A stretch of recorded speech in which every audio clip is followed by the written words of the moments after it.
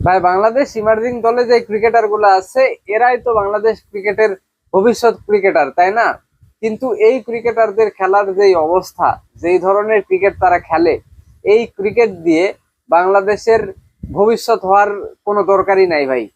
এখন বাংলাদেশ দলের যেই বাজে অবস্থা, এই ক্রিকেটার গুলা যদি বাংলাদেশ দলে পরবর্তীতে ঢোকে, আজ থেকে 5-7 বছর পরে বাংলাদেশ দলের অবস্থা আরো খারাপ হয়ে যাবে।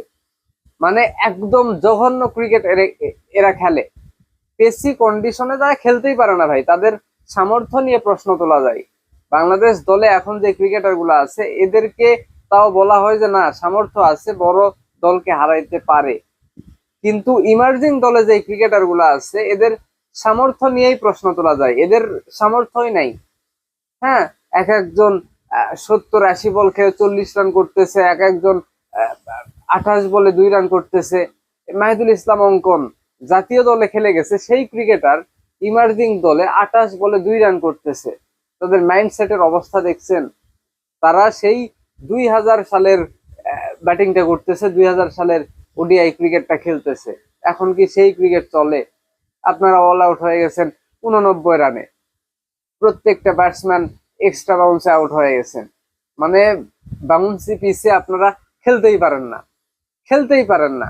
হ্যাঁ, আপনি ক্রিকেটার হয়েছেন, আপনাকে সব ধরনের উইকেটে খেলতে হবে, সব ধরনের উইকেটে খেলার যোগ্যতা অর্জন করতে হবে। আপনি শুধু বাংলাদেশের স্পিন উইকেটে খেলবেন, রান করবেন, বিদেশে একটা পেসি উইকেটে খেলতে গেলে মানে আপনার দম বন্ধ হয়ে যায়।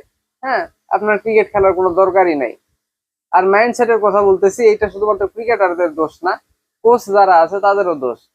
তারা মানে এইটাই শেখায় বাংলাদেশি ক্রিকেটারদেরকে, এইটাই শেখায় যে উইকেট যাচ্ছে, হ্যাঁ তুমি থাকো, তুমি ওইখানে থাকো, আস্তে আস্তে খেলো, 250 রান করো। ভাই 250 রান দিয়ে এখন মানে ওয়ানডে ক্রিকেটে জেতা যায় না। হ্যাঁ, এখন জেতা যায় না। এখন ভাই কাউন্টার অ্যাটাকের দিন, কাউন্টার অ্যাটাকের সময় যখনই একটু সুযোগ পাবেন এইরকম পেসি কন্ডিশনে আপনাকে কাউন্টার অ্যাটাক করতেই হবে। বাংলাদেশ সেই কাউন্টার অ্যাটাক করতে পারে না, করতে পারে না। আপনারা ওই যে 20 ওভারে 50 রান করছেন গত ম্যাচে, 20 ওভারে 50 রান।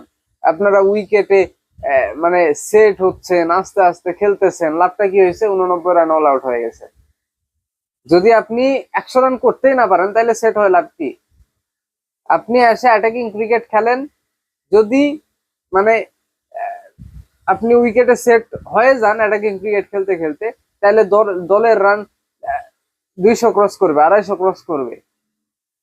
আর এসে যদি ওই যে 28 বলে 2 রানের ইনিংস খেলেন, আপনি মানে বল ঠিকই খেলতেছেন, রান হচ্ছে না, পরবর্তীতে উইকেটও চলে যাচ্ছে, মানে লাভের লাভ কিছুই হচ্ছে না, আপনি 89 রানে অল আউট হয়ে যাচ্ছেন। যদি অ্যাটাকিং ক্রিকেট খেলেন, হয়তো বা 89 রানেই অল আউট হবেন, ম্যাচ হারবেন। আপনি মানে দেখে শুনে ক্রিকেট খেলে 89 অল আউট হচ্ছেন, ম্যাচ হারতেছেন। ভাই এই চিন্তা ভাবনা বাদ দেন, আপনি অ্যাটাকিং ক্রিকেট খেলেন, 89 রানে অল আউট হয়ে যান, ম্যাচ হারেন, সমস্যা নেই। আমরা বুঝবো যে না, অ্যাটাকিং ক্রিকেট খেলে ম্যাচ হারছে।